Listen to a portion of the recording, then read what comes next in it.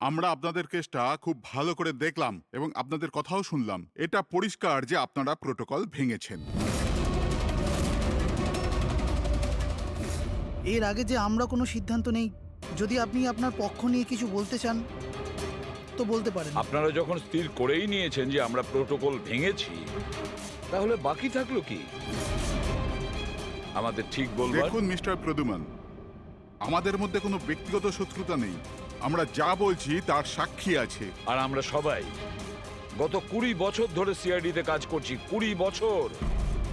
এটা হেলাফেলা করিনি আমরা। সিআইডির কাজের জন্য আমরা আমাদের জীবন দিয়ে দিয়েছি। দেখুন, কোনো সময় সিচুয়েশন অনুযায়ী আমাদের ইনস্ট্যান্ট ডিসিশন নিতে হয়, কিন্তু প্রোটোকলের জন্য আমাদের চুপ করে থাকতে হয়। আর তারপরেও সেই অপরাধীকে তার শাস্তি পৌঁছে দিয়েছি। দেখুন, আপনাদের কথা আমরা বুঝতে পারছি, কিন্তু নিয়ম কানুন পালন করাটাও যে জরুরি সেটাও তো আপনারা জানেন। সবসময় নিয়মের উপর ডিপেন্ড করা যায় না স্যার। আমাদের কাজটাই এইরকম, সিচুয়েশন অনুযায়ী আমাদের ইনস্ট্যান্ট ডিসিশন নিতে হয়। আর যেখানে দয়ার প্রসঙ্গ বলছেন আপনারা, সেখানে প্রোটোকল ভাঙার দরকার ছিল, প্রয়োজন ছিল। দয়া একজন সাহসী ইন্সপেক্টর স্যার, সিআইডির জন্য সব কিছু করতে পারে। আমরা কোনোভাবেই ওকে হারাতে চাইছি না। এরপরেও যদি আপনাদের মনে হয় যে আমরা প্রোটোকল ভেঙেছি, তাহলে যে শাস্তি আপনারা দেবেন আমরা অ্যাকসেপ্ট করব।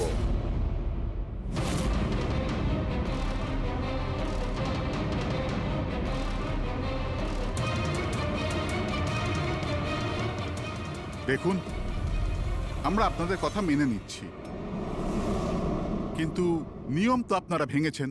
আর নিয়ম তো ফলো করার জন্যই হয়, আপনারা তো আর আইনের থেকে ঊর্ধ্বে নয়।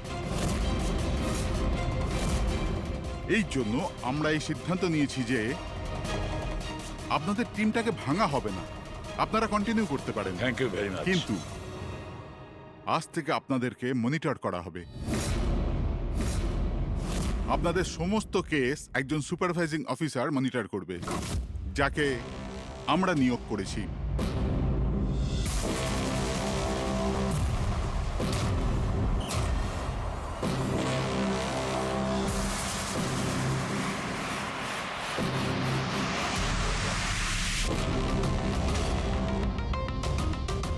হ্যালো, আমার নাম শীতল।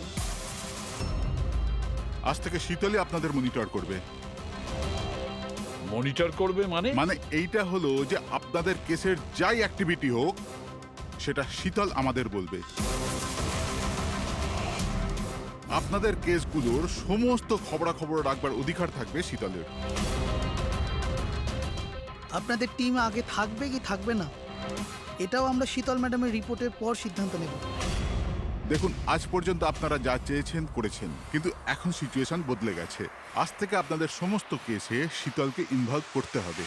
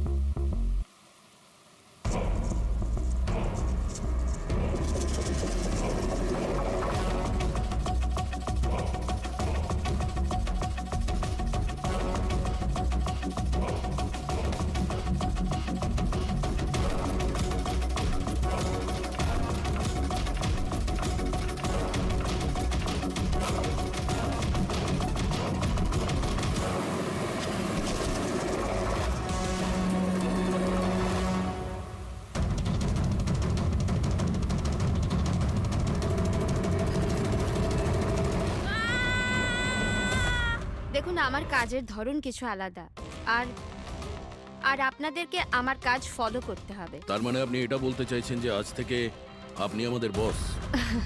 না না, I don't like the word boss. Boss বলা উচিত হবে না। দেখুন, আমি এখানে এসেছি আপনাদের কেসগুলো স্মুথলি হ্যান্ডেল করার জন্য, আর আমি চাইবো যে এখানে আমার ডিসিশনে ফাইনাল হবে। দেখুন প্লিজ, রাগ হওয়ার কোনো কারণই নেই, কারণ আমি শুধু অর্ডার্স ফলো করছি। ইনফ্যাক্ট আমার কাছে অর্ডার্স আছেও। আর এখানে পরিষ্কার লেখাই আছে যে আজকের পর যে কেসেরই আপনার ইনভেস্টিগেশনস করবেন ওটা আমার নজরের মধ্যে থাকবে। ইনফ্যাক্ট আমার লুক রাখতে হবে, আর প্রত্যেকটা ইনভেস্টিগেশন কেসের রিপোর্ট আমাকে দিতে হবে। And that also includes forensic investigation. আর এখানে এটাও লেখা আছে যে কোনো সাসপেক্টের সাথে যে কোনো ফিজিক্যাল ভায়োলেন্স করার আগে আমাকে জিজ্ঞেস করতে হবে। আর দেখুন, হ্যালো এসিপি প্রদ্যুমান। আচ্ছা ঠিক আছে, আমরা আসছি। ওকে, দুটো খুন হয়েছে, আমাদের বেরোতে হবে। এত তাড়াতাড়ি বেরোবেন আপনারা? ফাইন্ড আউট করবেন না যে ওই কলটা ফ্রড নাকি এই সত্যি সত্যি মার্ডার হলো কিনা, এভাবে বেরিয়ে যাবেন? শীতল দেবী, আপনার কথা ভালো লেগেছে, কিন্তু ব্যাপারটা হলো দুটো খুন যেখানে হয়েছে আমাদের তাড়াতাড়ি সেখানে যেতে হবে। হ্যাঁ, আপনাকে সব রিপোর্ট আমরা পাঠিয়ে দেব। আপনাকে তো রিপোর্ট করতে হবে। Let's go.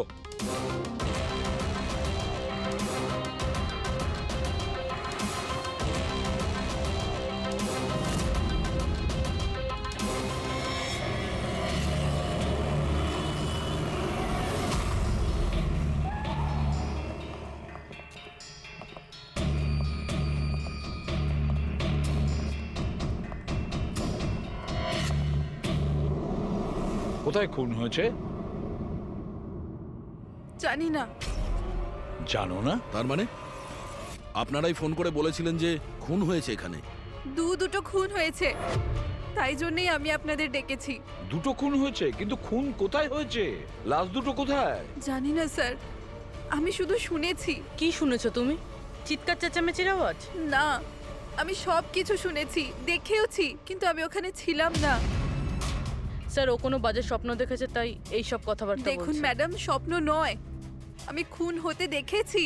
কবে, কখন, কোথায় সেটা আমি জানি না, কারণ আমি ওখানে ছিলামই না। যখন আপনি ওখানে ছিলেনই না, তাহলে আপনি এই খুন হতে দেখলেন কি করে? এই টিউনের মাধ্যমে।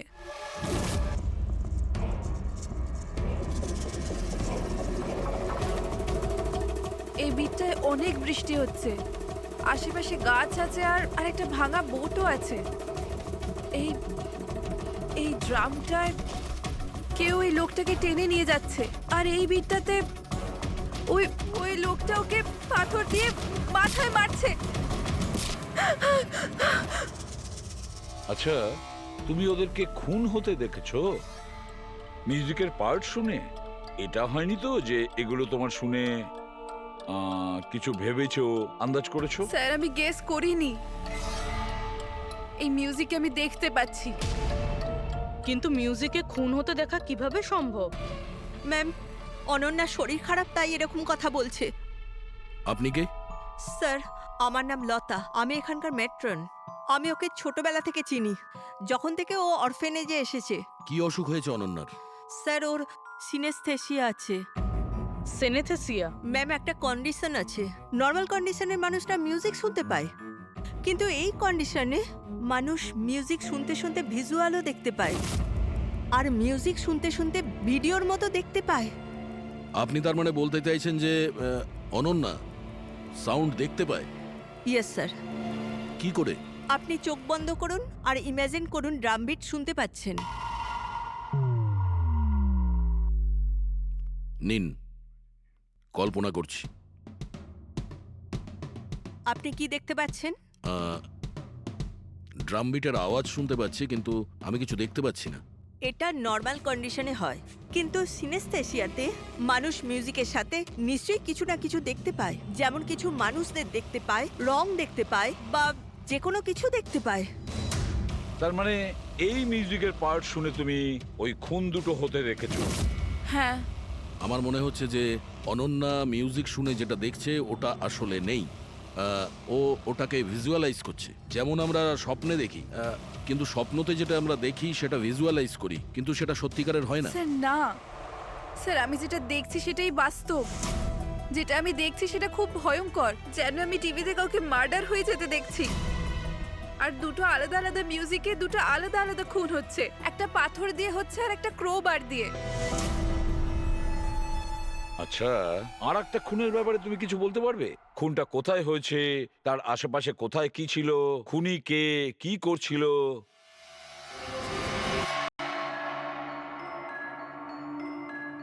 আশেপাশে পাহাড় আছে,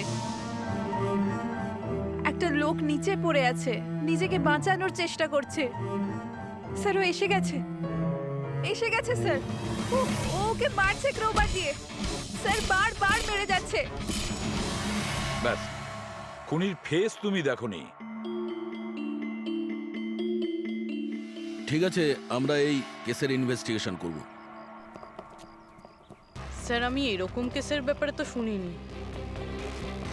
কিন্তু পুরবী যেভাবে ও ডিটেলসে আমাদের গল্পটা বলছিল, সন্দেহ হচ্ছে আমার সত্যি ঘটনা বলছে না তো। স্যার আমার কিছু মনে আসছে, যেরকম এই মেয়েটা বললো এরকম আমি কোথাও পড়েছিলাম স্যার। কোথাও পাথর দিয়ে খুন করা হয়েছে। তাহলে একটা কাজ করো দয়া, ক্রাইম ব্রাঞ্চে খোঁজ নাও যে এরকম দুটো কেস হয়েছে কিনা। Okay sir. স্যার, যেরকমটা আপনি বলেছিলেন ঠিক এরকমই কেস 2 মাস আগে পুনেতে হয়েছিল।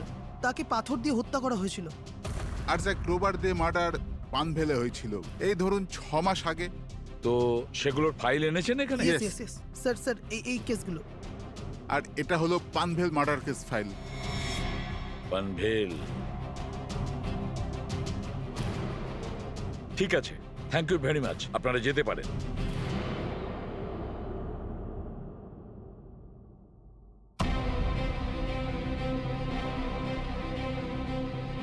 আমি খুন হতে দেখেছি, আশেপাশে গাছ আছে আর একটা ভাঙা বোটও আছে। যেটা ভিজুয়ালে দেখেছিল সেটা একদম হুবহু ওই রকম স্যার। তার মানে ও যা বলছে তার সঙ্গে মিলে যাচ্ছে। অদ্ভুত ব্যাপার স্যার, এই দুটো ঘটনার কথা আজ মিউজিক শুনে অনন্যা ভিজুয়ালাইজ করেছেন, কিন্তু এই দুর্ঘটনা দুটো একটা 6 মাস আগে আর আরেকটা তো 2 মাস আগে হয়েছে। এটি কিভাবে সম্ভব? যে মেয়েটা এই ক্রাইম সিনে ছিলই না, সে সব কিছু ভিজুয়ালাইজ কি করে করলো? আমি মানি না। আর বাই দ্য ওয়ে, এই সিনিস্থেসিয়া কি? আসলে এটা বোঝানো খুব কঠিন, কিন্তু আমি চেষ্টা করছি বোঝানোর। দেখুন, ব্যাপারটা হচ্ছে যখন আপনি কোনো বিশেষ জিনিসের ঘ্রাণ নেন, তখন তার সঙ্গে জড়িত সমস্ত স্মৃতি আপনার মনে আসে। এটা ধরুন কোনো বিশেষ ব্যক্তি বা কোনো বিশেষ জায়গা, সবকিছু। ধরে নিতে পারেন যে এই গন্ধ এক প্রকার আপনার মেমারিকে ট্রিগার করে, কিন্তু এটা শুধুমাত্র সিনিস্থেসিয়ার কন্ডিশনই হতে পারে। এই কেসে সুগন্ধর জায়গায় কোনো মিউজিকে পেয়ে গেছে। এক্স্যাক্টলি। এবার দেখুন, মেয়েটি একটা বিশেষ ধরনের মিউজিক শুনেছে। ওই মিউজিকটার একটা বিশেষ জায়গায় একটা বিশেষ ধরনের প্রিলিউড ব্যবহার করা হয়েছে, যেটা ওকে একটা গাছের স্মৃতি মনে করিয়ে দেয়। আর আরেকটা ইনস্ট্রুমেন্টেও লোকটাকে দেখেছিল। এক্স্যাক্টলি। বাস আমার মনে হয় খুনি এই খুনের ঘটনাটাকে কোনো বিশেষ পদ্ধতিতে মিউজিকে কনভার্ট করেছে। মানে হচ্ছে যখন মিউজিক বাজে তখন ওই ঘটনার সঙ্গে জড়িত সমস্ত জিনিস, সমস্ত জায়গা স্মৃতিকে আলোড়িত করে। কিন্তু এই সমস্ত কিছু সেই ভিজুয়ালাইজ করতে পারে যার সিনিস্থেসিয়া রোগ আছে, অন্য কেউ নয়। আর এইটাই ওই অরফানেজের মেট্রনও বলেছে। আপনাদের কাছে এইসব কিছু অদ্ভুত লাগছে না? যাই হোক, কেস সলভ করা আমাদের কাজ। স্যার হতে পারে এই খুনিরও এই সিনেস্থেসিয়ার অসুখ আছে, আর ওই এই মিউজিক রেকর্ড করেছে, কারণ এই মার্ডার আর ক্রাইম সিনের ব্যাপারে ওই জানে। কিন্তু জানতে কি করে পারবো যে এই মিউজিকটা কম্পোজ করে ইন্টারনেটে কে আপলোড করলো? আর সেটা খুঁজবই বা কি করে স্যার? ফেডরিক, ইন্টারনেট খোলো, দেখো ইন্টারনেটে এই পার্টিকুলার মিউজিক পিসগুলো যেগুলো দুটো কেসে আছে সেগুলো কোথাও আছে কিনা।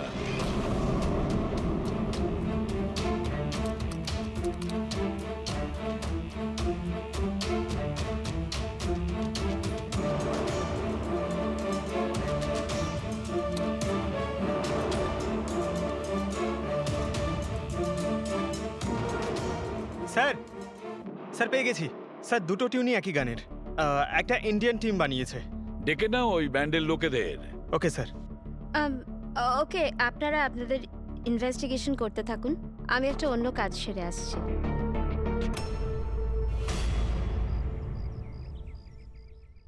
অনন্যা, আমার নাম শীতল। আমার তোমার সাথে কিছু কথা বলার ছিল। আমরা কি কথা বলতে পারি? অনন্যা, দেখো অনন্যা, আই প্রমিস বেশি সময় নেব না, ব্যাস 5 মিনিট।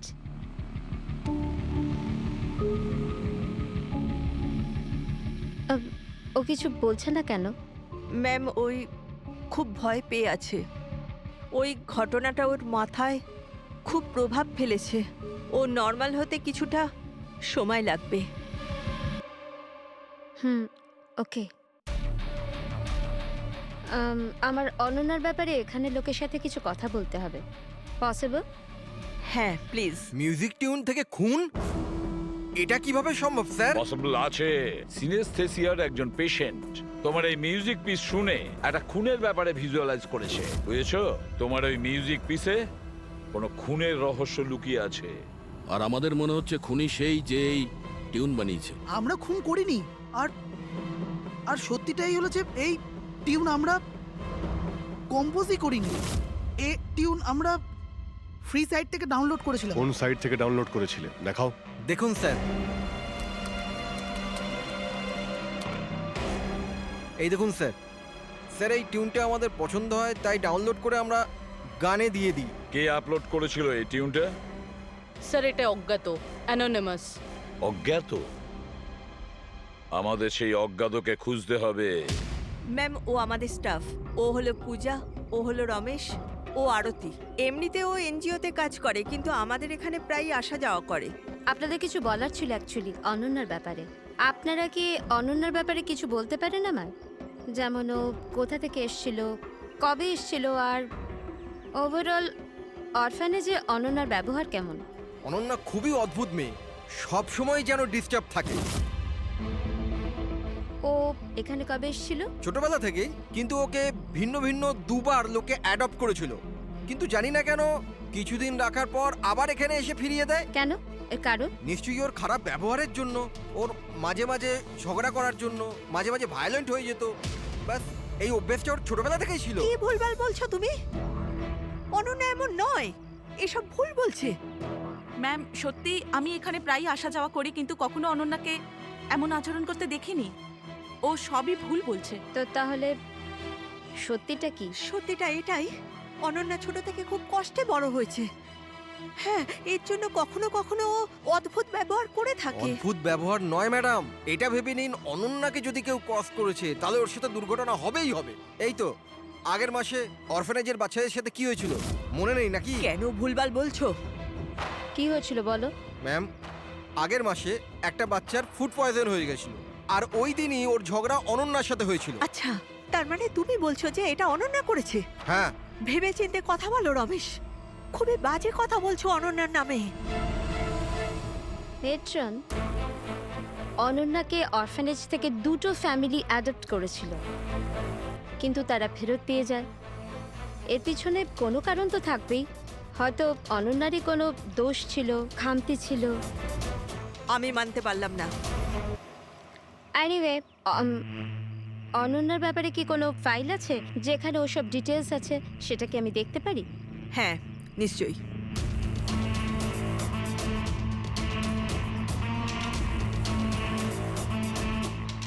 এই নিন। Thank you.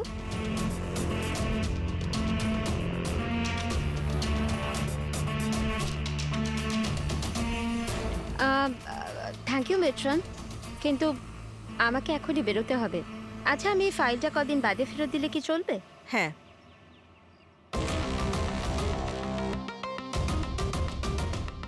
হ্যালো, আমাকে যাদের সিনেস্থেসিয়া আছে না, ওনাদের সাথে দেখা করার আছে, আর ওদের ব্যাপারে কিছু জানার আছে। এই 3 জনের সিনেস্থেসিয়া আছে।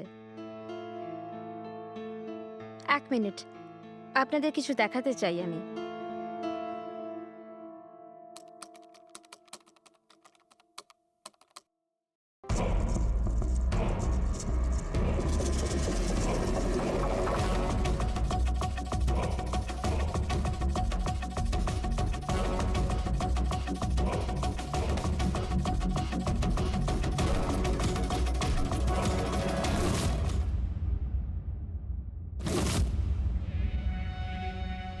এখন আপনি বলুন, আপনি এই টিউনটা শুনে কি ভিজুয়ালাইজ করলেন?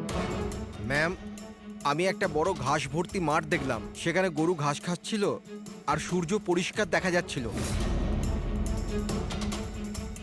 আমি একটা নদী দেখলাম, ওখানে নৌকো ছিল আর আমি দেখলাম কিছুজন আগুন জ্বালিয়ে বসেছিল। ইন্টারেস্টিং। চলুন আপনাদের মধ্যে আপনি বলুন, আপনি কি দেখলেন? শহর শহর দেখেছি আমি, ওই ভিড়ভাট্টার জায়গা আর উঁচু উঁচু বিল্ডিং আর ওগুলোর উপর বিজ্ঞাপনের লাইট লাগানো। ইন্টারেস্টিং। 3 different interpretations. ভালোই হলো, আপনারা দেখলেনও আর নিজেদের কানে শুনলেনও। 3 জন যাদের সিনেস্থেশিয়া আছে তারা একই টিউন শুনেছিল, কিন্তু 3টে আলাদা ভিজুয়ালস দেখলো। আর ওই মিউজিক শুনে খুন হতে দেখেছে। এক্স্যাক্টলি। দুনিয়াতে একজনই মানুষ আছে যে এই মিউজিক টিউনটাকে খুন দিয়ে ইন্টারপ্রেট করেছে। কে? খুনি নিজেই। আর ওই খুনি আর কেউ নয়, অনন্যা। হোয়াট? এটা আপনি কি বলছেন? ওই মেয়েটা নির্দোষ? দেখুন এসিপি স্যার, কেস প্রমাণ দিয়ে সলভ করা হয়, ভাবনা দিয়ে নয়। আর আমি ভাবনায় বয়ে যাওয়ার ভুল করিনি। আমি অরফানেজে গিয়েছিলাম আর ওখানে গিয়ে জানতে পারলাম যে অনন্যাকে 2টো ফ্যামিলি অ্যাডাপ্ট করেছিল, কিন্তু ব্যাস কদিন পরেই 2টো ফ্যামিলি অনন্যাকে অরফানেজে দিয়ে গিয়েছিল। আর ওই 2 জন লোক ওখানেই ছিল যাদের মার্ডার হয়েছিল আর যারা অনন্যাকে অ্যাডাপ্ট করেছিল। আমি অনন্যাকে অ্যারেস্ট করেছি আর ওকে নাবালক আদালতে পেশ করার ব্যবস্থা করেছি। আপনি আমাদেরকে না বলে না জিজ্ঞেস করে ওকে অ্যারেস্ট করেন কি করে? I don't need your permission ACP sir, আপনাকে বলার প্রয়োজন ছিল না। ও খুনি আর ওকে শাস্তি পেতেই হবে। আপনি ওই ক্রাইম সিনের ফটো আর পোস্টমর্টম রিপোর্ট দেখেছেন? অফকোর্স দেখেছি। তো হয়তো ভালো করে আপনি দেখেননি, না হলে ওকে আপনি অ্যারেস্ট করতেন না। খুনি অনেক শক্তি প্রয়োগ করেছিল খুন করার জন্য। একটা 15 বছরের মেয়ে 2জনকে এত নৃশংসভাবে খুন করতে পারে না। আপনারা ওই মেয়েটাকে বাঁচানোর চেষ্টা করছেন। দেখুন, মেয়েটি নির্দোষ আর আমরা কোনো নির্দোষের শাস্তি চাই না। অনন্যা খুনি, এর শাস্তি ওকে পেতে হবে, তাই ওকে অ্যারেস্ট অর্ডার দিয়েছি। আর এটা আমার ডিসিশন, আর এটাই ফাইনাল ডিসিশন। আপনারা শুধু সময় নষ্ট করছিলেন। আর হ্যাঁ, এই মিডিয়াকে এই কেসটার ব্যাপারে জানাতে হবে। আপনারা প্লিজ মিডিয়াকে জানিয়ে দেবেন যে কেসটা সলভ হয়ে গেছে। আপনি যদি কেস সলভ করেন আপনিই বলে দিন, আমাদেরকে কেন বলছেন? ফাইন, নো প্রবলেম, আমি বলে দেব। কিন্তু এটা আপনারা আমার ওয়ার্নিং ভেবে নিতে পারেন, নয়তো আশা করছি এরপর থেকে আমার সমস্ত কথা আপনারা শুনবেন।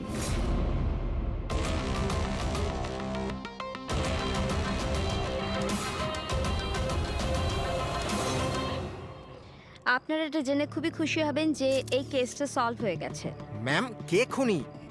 খুনি একটা 16 বছরের মেয়ে যার নাম অনন্যা। বেশ কিছুদিন ধরেও আমাদের সবাইকে বোকা বানিয়ে দিব্যি ঘুরছিল, কিন্তু আমি ওকে অ্যারেস্ট করে নিয়েছি। ম্যাম, এই কেসটা অনেক পুরনো না? হ্যাঁ, এই কেস বেশ পুরনো ছিল। ইনফ্যাক্ট বেশ কিছুদিন ধরে ওটা ক্রাইম ব্রাঞ্চের খরচের খাতায় পড়েছিল, কিন্তু সিআইডি যখনই টেক ওভার করলো 24 ঘন্টায় কেস সলভ। তো ম্যাম, আপনিও সিআইডির একজন? আগে হ্যাঁ, আমি আজই সিআইডি টিম জয়েন করেছি অ্যাজ দ্য সুপারভাইজার। আর জয়েন করতেই একদিনে কেস সলভ হয়ে গেল। যদি এই কেস অনেক সময় থেকে ঠান্ডা হয়েছিল, সিআইডি তাহলে কেন টেক ওভার করেনি এটাকে? কারণ এই টিমে আগে আমি ছিলাম না, এই জন্যে। কিন্তু ম্যাম, অন্য অনেকে তো ছিল টিমে। হ্যাঁ, এনারা প্রায় 20 বছর ধরে আছেন আর মামলা তদন্ত করতেই থাকেন, কিন্তু আসলে ওনারা কখনো কখনো ভাবুক হয়ে যান। আর কোনো কেসে ভাবুক হওয়া মানে ইনভেস্টিগেশন থেমে যায়। ইনভেস্টিগেশনের জন্য কেবল লজিকের দরকার, যেটা আমি করেছি, আর কেস সলভ হয়ে গেছে।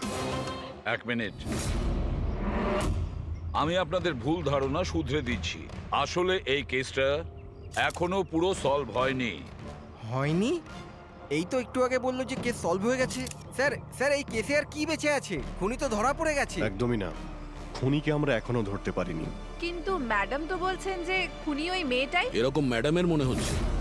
আমাদের ইনভেস্টিগেশনের হিসেবে হয়তো ওই মেয়েটা নির্দোষ। স্যার, তাহলে আসল খুনি কে? ইনভেস্টিগেশন চলছে, খুব তাড়াতাড়ি আপনাদের সামনে সত্যিটা চলে আসবে। I am sorry, no more questions. সময় নেই আর। Thank you so much for coming. Thank you. আপনাদের সাহস কিভাবে হয় এই মিডিয়ার সামনে আমাকে ইনসাল্ট করার? আপনাদের এই ব্যবহারটা আমি দেখে নিলাম, and trust me, there will be consequences. খুব দ্রুত আমাদের খুনিকে ধরতে হবে, না হলে শীতল পদে পদে আমাদের বাধা দেওয়ার চেষ্টা করবে। অভিজিৎ, প্রথমে এটা খোঁজ নিয়ে দেখতে হবে যে ও যে সময় খুন হয়েছিল তখন ও কোথায় ছিল। আমাদের একটা টিম পুনে পাঠাতে হবে এই কেসটাকে তদন্ত করার জন্য, আর আরেকটা টিম পাঠাতে হবে পানভেলে। আপনারা এটা জেনে খুবই খুশি হবেন যে এই কেসটা সলভ হয়ে গেছে। খুনি একটা 16 বছরের মেয়ে। ইনফ্যাক্ট বেশ কিছুদিন ধরে ওটা ক্রাইম ব্রাঞ্চের খরচের খাতায় পড়েছিল, কিন্তু সিআইডি যখনই টেক ওভার করলো 24 ঘন্টায় কেস সলভড।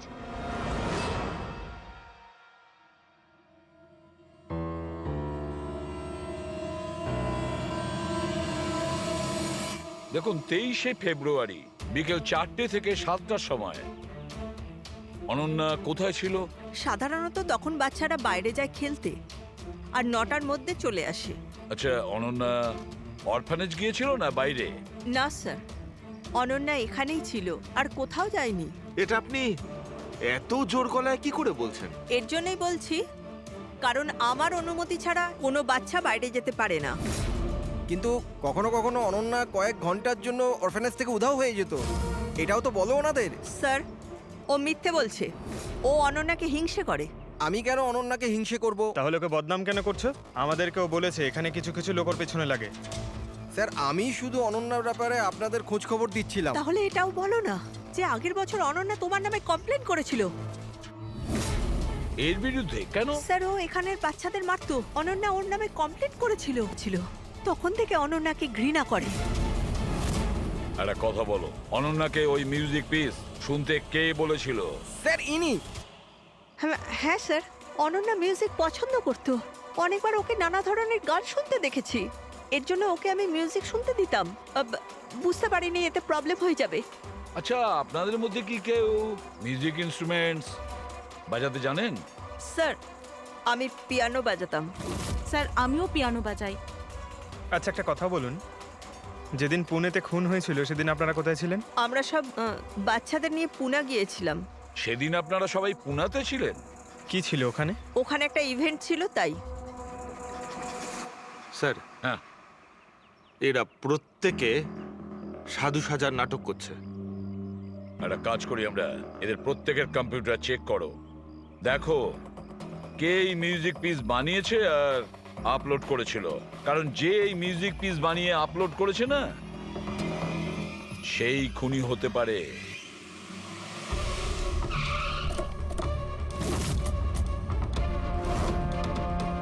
এই মেয়েটা এখানে 2 মাস আগে এসেছিল। হ্যাঁ ম্যাম, এই 2 মাস আগে একটা এনজিও ইভেন্ট অর্গানাইজ করেছিল, তো ওই ইভেন্টে ও ডান্স করতে এসেছিল। ও খুব ভালো ডান্স করেছিল sir. She is a very talented girl. আর ওই দিনই এখানের আশেপাশে একটা খুন হয়েছিল। খুন তো হয়েছিল স্যার, কিন্তু যে জায়গায় খুন হয়েছিল সেটা এখান থেকে প্রায় 1 ঘন্টার রাস্তা হবে।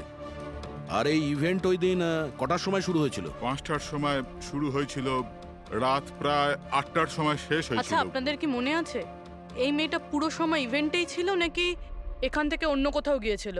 এই মেয়েটা 6টার সময় স্টেজে উঠেছিল আর ইভেন্ট শেষ হওয়া পর্যন্ত স্টেজেই ছিল। স্যার, মেডিকেল রিপোর্ট অনুযায়ী খুন 3টে থেকে 6টার মধ্যেই হয়েছে।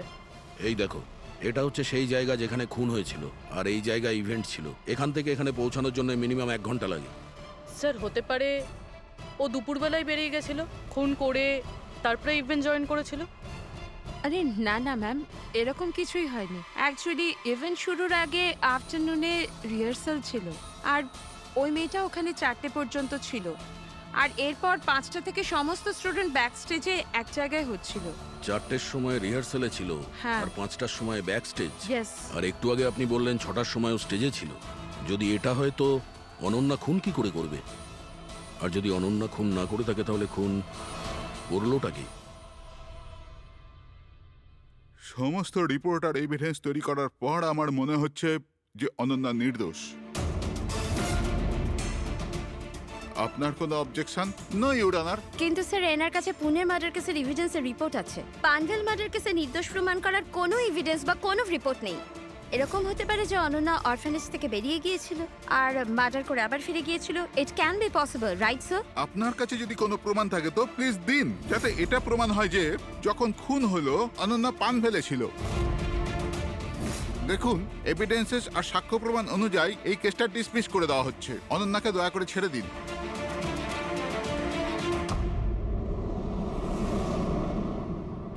সালুকে কি জানতে পারলে? হ্যাঁ বস, বস ধরে নাও এই কেসটা সলভ হয়ে গেছে। শীতল আমাদের ডেমনস্ট্রেট করে দেখিয়েছিল যে সিনিস্থেসিয়ার দুটো আলাদা আলাদা রোগী একই ধরনের মিউজিক শোনার পরে আলাদা আলাদা ইন্টারপ্রিট করে থাকে। হ্যাঁ বস, আমি আমার বন্ধুর থেকে সবকিছু জেনেছি, যে এই ব্যাপারে এক্সপার্ট। ও আমাকে অন্য কথা বললো। নতুন কি আপনি জানতে পেরেছেন? এমন দুজন ব্যক্তি যারা সিনিস্থেসিয়ারই পেশেন্ট, এক ধরনের মিউজিক শোনার পরেও একই ধরনের রিয়াক্ট করে। এটা কিভাবে হতে পারে স্যার? হতেই পারে পুরবি, যদি দুজন রোগীর মধ্যে রক্তের সম্পর্ক থাকে তাহলে হতে পারে।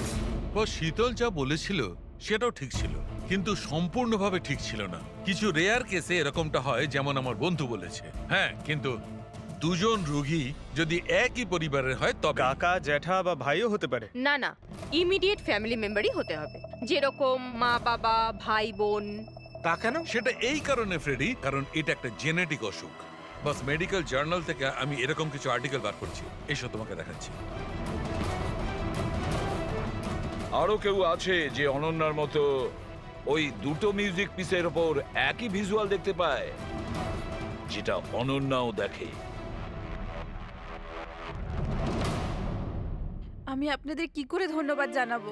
আপনারা আমায় জেল যাওয়া থেকে বাঁচালেন। আমরা শুধুমাত্র সেটাই করেছি যেটা আমাদের ডিউটি, অপরাধীদের জেলের ভেতরে আর নিরপরাধীদের মুক্তি। কিন্তু আসামিটা কে? তোমার কোনো আত্মীয়।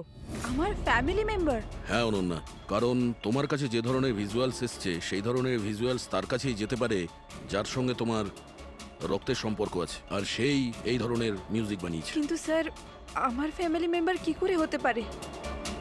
আমি তো অনাথ, না? আছে কেউ যাকে তুমি চেনো না? তাহলে জানতেও চাই না। ছোট থেকে আমার স্বপ্ন ছিল যে আমার পরিবারের সবাই আসবে আর আমায় এসে নিয়ে যাবে, আমরা একসাথে আনন্দে থাকবো। আর আপনারা বলছেন ও কোনো খুনি? আমরা তোমাকে শুধু সেটাই বলছি যেটা সত্যি। অনন্যার নামের প্যাকেজ এসেছে, দরজার বাইরে রাখা ছিল।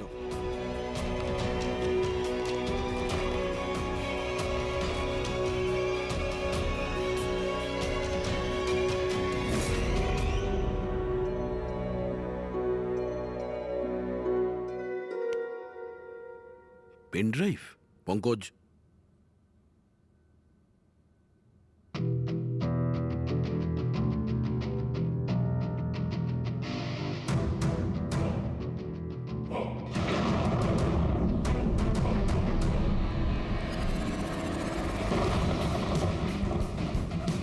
আমি বাড়ি দেখতে পাচ্ছি, খুব বিদ্যুৎ চমকাচ্ছে।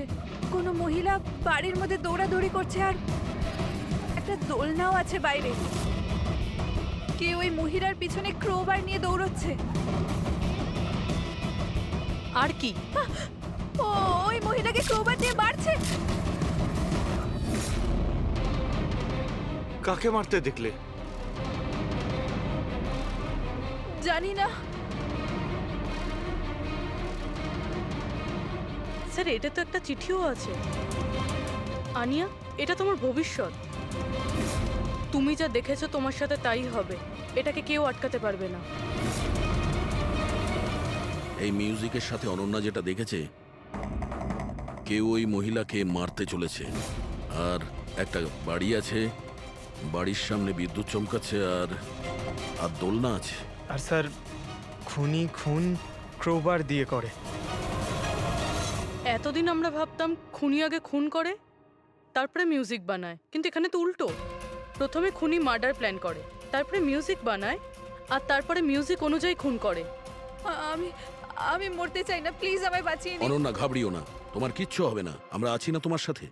সবার আগে ওই খুনিকে খুঁজতে হবে, যে কোনো ভাবেই হোক। কিন্তু যদি খুনি ওর পরিবারেরই একজন হয়, তাহলে খুঁজবো কি করে?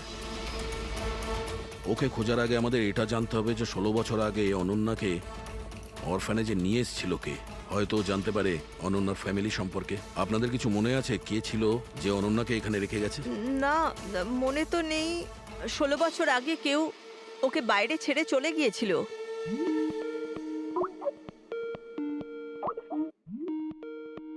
শীতল ম্যাডামের ফোন, ভিডিও কল করছে। হ্যালো। আমি বাস এটাই বলার জন্য ফোন করলাম যে ওই মেয়েটাই খুনি। সময় নষ্ট করবেন না আপনারা, প্লিজ ওকে গ্রেপ্তার করুন। শীতল ম্যাডাম, কোর্ট তার সিদ্ধান্ত জানিয়ে দিয়েছে, আর কোর্টের কি সিদ্ধান্ত সেটা আপনিও শুনেছেন। এই কোর্টের চক্করে আপনারা সময় নষ্ট করছেন। প্লিজ আপনারা ভুল, আর আপনাদের এটা মেনে নিতেই হবে। স্যার, স্যার এটা সেই বাড়ি। ওই বাড়ি? কোন বাড়ি? আমি এই মাত্র যেটা দেখলাম, ওই যেখানে খুন হতে চলেছে, ওই ওই গাছ, দোলনা, এটাই ছিল স্যার। কোন জায়গার কথা বলছে মেয়েটা? শীতল ম্যাডাম, এখন আপনি কোথায় আছেন? আমি এখন আমার বাড়ির বাইরে। আর কোথায় থাকবো? আপনার প্রাণের সংশয় আছে। কি বলছেন আপনি অফিসার? আমার প্রাণ বিপদে, আমাকে কে মারবে? দেখুন শীতল ম্যাডাম, উনি আপনাকে মারার জন্য মিউজিক কম্পোজ করেছে, যেটাও আমাদের পাঠিয়েছে, আর ওই মিউজিকের হিসাবে আপনার ঘরের কি লোকেশন। বাচ্চাদের মতো কথা বলছেন অফিসার? আমাকে ভয় পাওয়ানোর জন্য সব করছেন না, আর আমি ভয় পাচ্ছি না। আর আমাকে সব বলছেন আপনাদের কেসের পথে আমি বাধা দেই। শীতল ম্যাডাম, এই ব্যাপারে আমরা পরেও কথা বলতে পারবো। আমার কথা মন দিয়ে শুনুন। আপনি ইমিডিয়েট বাড়ির ভেতরে যান আর দরজা জানলা সব বন্ধ করুন। আর আমরা যতক্ষণ না ওখানে পৌঁছই, আপনি কারোর কথায় দরজা খুলবেন না। মানে? আমি আপনাকে পরে বোঝাবো, এখন আমি আপনাকে যেটা বললাম সেটা করুন।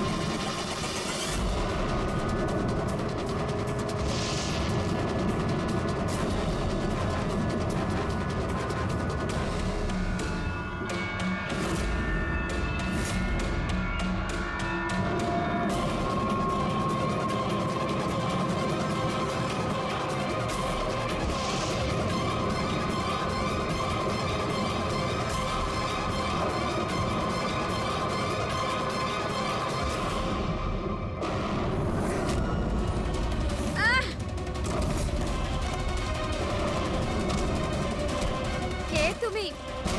কে তুমি? কে তুমি?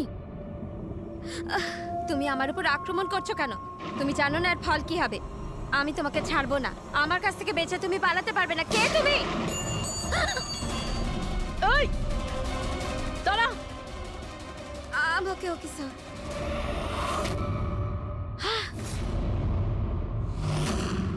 আরতি, তুমি? স্যার আমিও পিয়ানো বাজাই। শীতল ম্যাডাম, আমরা আপনাকে আগেও বলেছিলাম অনন্যা খুনি নয়। আই এম সরি স্যার, আমার আপনাদের কথা বোঝা উচিত ছিল। আমি আমার মতো করে ইনভেস্টিগেশন করেছিলাম, আর আপনারা আপনাদের মতন। আমরা দুজনেই আমাদের ডিউটি করেছিলাম অফিসার।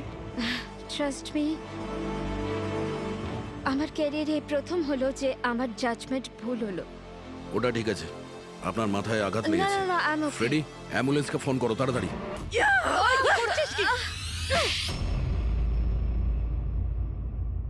শীতল ম্যাডামের ওপর হামলা করেছো কেন তুমি? আমার মেয়েকে বাঁচানোর জন্য। কোন মেয়েকে বাঁচানোর জন্য? অনন্যাকে। অনন্যা আমার মেয়ে হয়।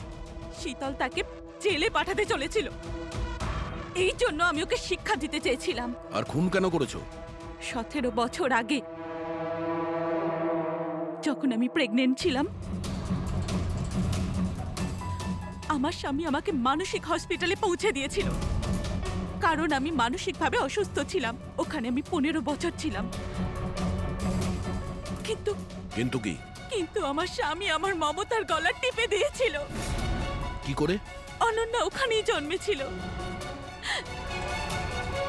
কিন্তু ওকে আমার কাছ থেকে ছিনিয়ে নিয়েছিল। 15 বছর পর আমি বাইরে এলাম, তখন আমি জানতে পেরেছিলাম যে আমার স্বামী মারা গেছে, কিন্তু অনন্যা কোথায় আছে আমি জানতাম না। বেঁচে আছে কি নেই সেটাও আমি জানতাম না। আমি অনেক অরফানেজে ওকে খোঁজার চেষ্টা করেছিলাম, ওকে কোথাও পেলাম না। ওর ব্যাপারে কি করে জানতে পারলেন আপনি? 6 মাস আগে যখন আমি এই অরফানেজে এলাম, তখন আমি অনন্যার কেস ফাইল পেলাম। আমি জানতে পারলাম যে অনন্যাকে 2 জন মানুষ অ্যাডপ্ট করেছে, আর তারপর ওকে ফেরত পাঠিয়ে দিল। কিন্তু যখনই আমি জানতে পারলাম যে অনন্যার সিনেস্থেশিয়া আছে আর ও সব দেখতে পাচ্ছে যেটা আমি মিউজিকে প্ল্যান করেছিলাম, তখনই আমি রিয়েলাইজ করলাম যে অনন্যা আমারই মেয়ে। এই জন্য আমি 2 জনকে খুন করে দিলাম। আমি ওই মানুষগুলোকে ঘেন্না করি যারা অনাথ বাচ্চাকে অ্যাডপ্ট করার পরেও তাদের ফিরিয়ে দিয়ে যায়। আমি অনন্যাকে সবকিছু বলে দিতে চেয়েছিলাম, কিন্তু আপনাদের অনুসন্ধানের ফলে আমি থেমে গেলাম, কেননা আমার মনে হলো যে আপনারা অনন্যাকে সন্দেহ করবেন। এই জন্য আমি চিঠি পাঠিয়ে আপনাদের মন অন্যদিকে ফিরিয়ে দেওয়ার চেষ্টা করেছিলাম, কিন্তু আপনারা আমার প্ল্যানকে ভেস্তে দিলেন। যে মেয়েকে পাওয়ার জন্য তুমি 2টো জীবন নিয়েছো, এখন সারা জীবন ওই মেয়ের থেকে দূরে থাকতে হবে তোমায়।